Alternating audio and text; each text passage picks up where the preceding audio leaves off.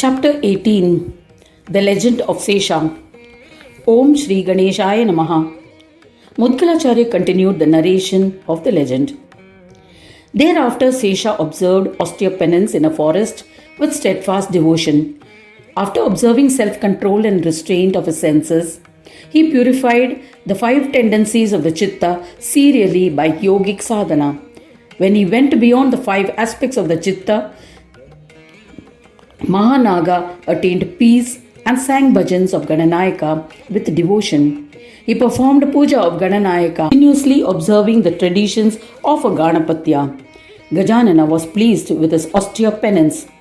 Seshnag, profound devotee, was in deep meditation, his eyes closed. Gajanana manifested before him and said, "Ask for a boon that you desire. I shall grant it even if it is the rarest." Hearing his voice, Seshnag ended his meditation, opened his eyes and saw Gananayaka before him. He offered pranams respectfully. He performed Vignapa's puja with devotion and bowed to him again and again with his palm joined in reverence. He extolled the Lord with a steadfast mind. "O Ganesha, I bow to you. To the consort of Siddhi and Buddhi, I salute you. To Chintamani, to the destroyer of all obstacles, Mahavignesha, my obeisance to you. To the one who is worshipped foremost, to the Supreme Lord, to the Most Supreme, to the one who is a form of mother and father of the superior ones, I bow to you. To Vinayaka, to the leader of all, to the director of the chief lords, I bow to you. To the one who is served by the chief devas, to Vignesha, I bow to you. You destroy the positions and create obstacles for non-devotees. You destroy the obstacles of profound devotees, I bow to you. You are the one who is sought by everyone. To the one who is Dundiraj, to the one who bestows siddhis, to the Maharaj who is sought everywhere, I bow to you. To the Supreme Lord of Brahmas, to the one who bestows prowess and happiness on Brahmas, to the one who is the embodiment of peace, I bow to you. To the one who dwells in Swananda, to the one who is the form of self-joy, to the one who has various recreations, to the one who is in a state of samadhi, I bow to you. To the one whose vehicle is a mushaka, to the one who loves mushaka, to the one whose flag's emblem is a mushaka, who is Satyarupa. He stays in our hearts and indulges in the pleasures of the self, hence he is referred to as a thief, like the mushaka. He is a Steya Rupa. I bow to you. To Brahma, who is always in the form of Ayoga, to the one who is Brahma, to the form of Brahma, to Jnana, to the one who is devoid of Maya and not in a state of Samadhi, to Heramba, I bow to you. To Yoga, to the Lord of Yoga, to the one who bestows yoga to yogis, to the one who is free from the tendencies of Chitta, my prostrations to you. To Ganesha, to Ganadisha, how can I praise you? To the one who cannot be experienced by mind or expressed by speech, who is Manuvani Vihina, to the Lord who can be experienced by the mind and expressed by speech, Manuvanimaya, to one who is indescribable, I bow to you. Even Vedas, yogis and munis like Shuka have failed to praise you in entirety. I am also stumped. There's no doubt about it. I have been blessed by your darshan because of my good fortune. He extolled the Lord, expressing his feelings of devotion. Enraptured in those emotions, and with tears of joy flowing from his eyes, he danced in ecstasy. Ganaraja then said, "O best of devotees, ask for what you desire, and I shall grant it to you. I am pleased with your devotion.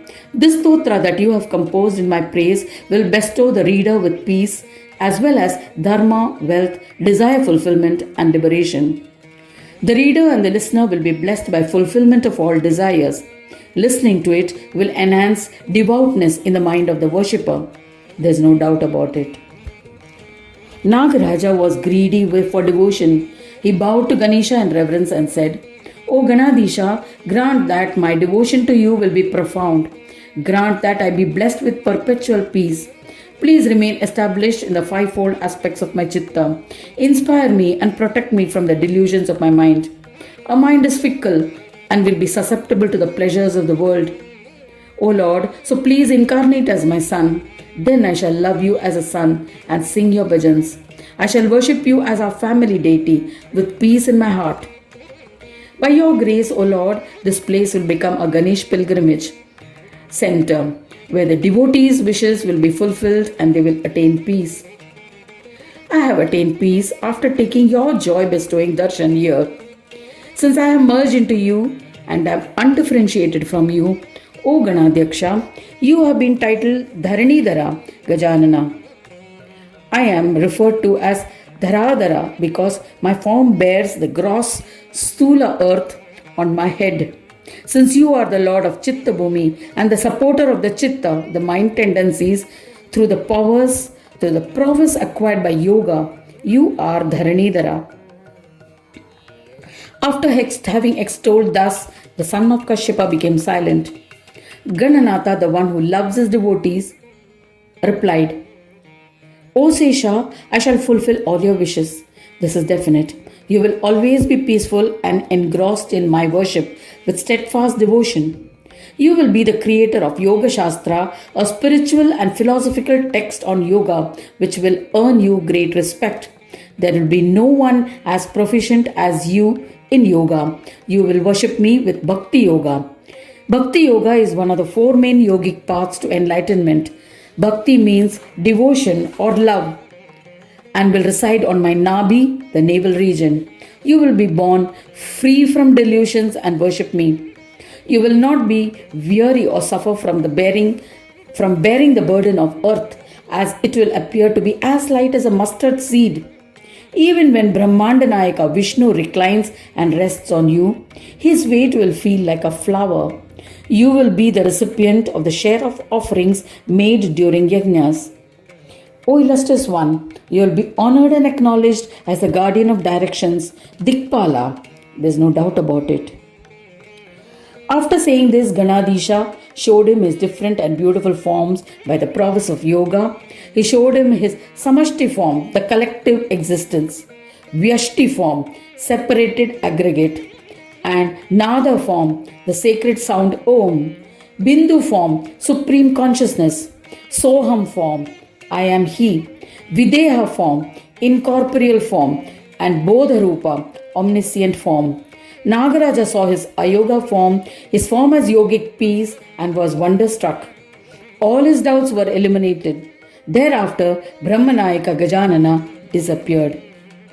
Sesha invited eminent Brahmins and got an idol of Dharanidhara Vignesha installed at that location. He became well known as the bestower of siddhis to the pilgrims. Sesha then returned to his abode extremely happy. O Daksha, since then Nagaraja adorns the navel of Ganesha. He worships Gananayaka with single-pointed devotion. I shall narrate another legend. Maharishi Vyasa incarnated for the protection of Dharma.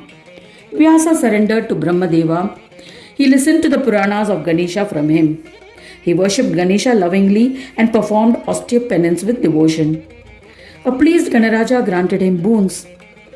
As a result, he created and compiled Vedas and Shastras.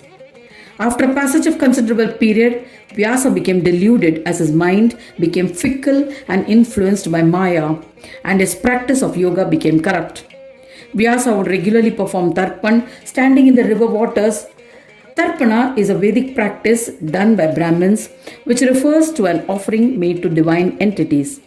One day, Sesha, who had assumed a minute form, came into the hollow of his palms. He was astonished and released him into the water. Sesha, who was the size of a thumb, said to him from the waters, O Lord Vyasa, the dreadful creatures in this water will eat me. O illustrious one, please have mercy and protect the one who has taken refuge with you. With caution, a surprised Vyasa asked, Who are you and how did you come into my palms? You are a serpent, yet you talk to me like a human. I cannot understand your intent.